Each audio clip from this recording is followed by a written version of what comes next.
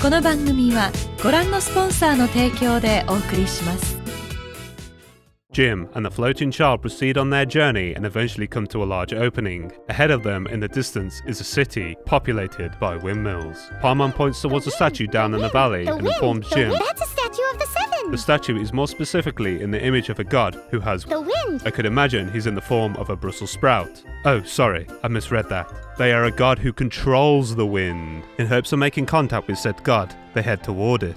Jim touches the statue and it reacts to him, spewing out a green orb that enters his body, giving him The wind. or as this world likes to call it, The power of anemo. or anemo.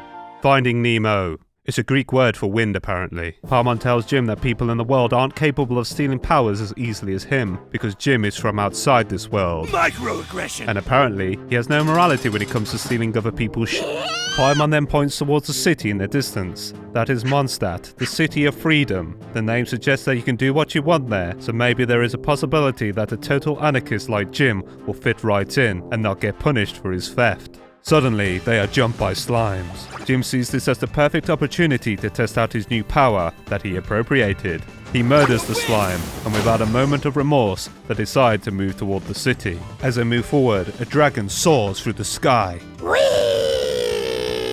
They decide to go in the direction of where it was headed, instead of the opposite way, like a sensible, rational person. They move through a forest area and eventually come to a small opening. There, they find a boy wearing a green diaper speaking to the dragon that flew overhead. It appears they are already acquainted, and the boy is trying to calm him down, but the power Jim stole sparks to life, ruining the boy's efforts. Oh no. That boy gonna get eaten! The boy disappears swiftly, avoiding becoming dragon feed. As for the dragon, he flies away, probably to go to inform the authorities, but he accidentally drops one of his belongings in the process. They approach it for a closer look. It's a crimson crystal, and Paimon suggests pocketing it for now. Jim happily obliges, as taking other people's stuff is just his nature. As they move out the forest, they hear a voice. Hey you! Stop right there! Oh no, is it the authorities? Will Jim pay for his thieving ways? Will he finally have what is coming to him? A girl, dressed in red, jumps in, blocking their path with a skillful landing. Stop right there, criminal scum! May the anemo god protect you, stranger. Jim was probably relieved because it didn't appear as if she actually knew about the things he had stolen. The girl introduces herself. I am Amber, outrider for the Knights of Favonius. An outrider being some kind of law enforcement officer or something. Explain yourselves. The floating child claims they're not looking for trouble, and Jim introduces himself. Doesn't sound like a local name to me. Microaggression. Amber dismisses Paimon's sentience and asks Jim about the mascot with him. What's the deal with To him? which he reveals his true motives for keeping her around.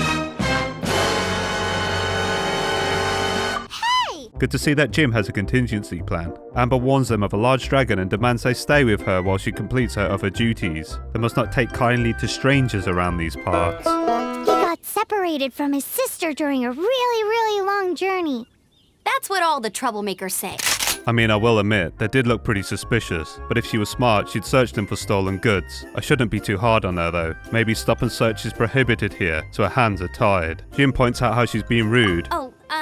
I'm sorry. To which she backs down. Amber seems to be high on the agreeable spectrum. I give you my apologies, strange yet respectable travelers. That sounded so fake. I guess she just wants people to like her. You've picked the wrong line of work, girl. Amber joins the party, then murders a slime. Establishing that murder is fine, as long as it's against a slime, and you've got the time. Jim won't be going to prison for that crime. He asks them what they're doing in Mondstadt. Paimon explains that Jim is looking for his sister, to which he offers to help by putting up missing person posters in the city after her duties. Together they head up the hill to a small camp occupied by weird, fuzzy, tribal-looking people. Amber pulls out her bow and proceeds to murder them all, so Jim joins in, blasting them with The wind! He then gives a plushie to the last remaining fuzzy boy, I guess to say sorry for slaughtering his friends. Then it explodes, and kills him too. Amber explains the people of Mondstadt are territorial and don't like Hilichurl setting up camps near the city. Hilichurls are the fuzzy boys, by the way. But due to the recent dragon attacks, the Knights of Favonius have been spread thin, so the Hilichurls have been getting ballsy as of late. She claimed that it's all to keep the people safe, then proceeded to steal their stuff. Maybe Jim will fit right in after all.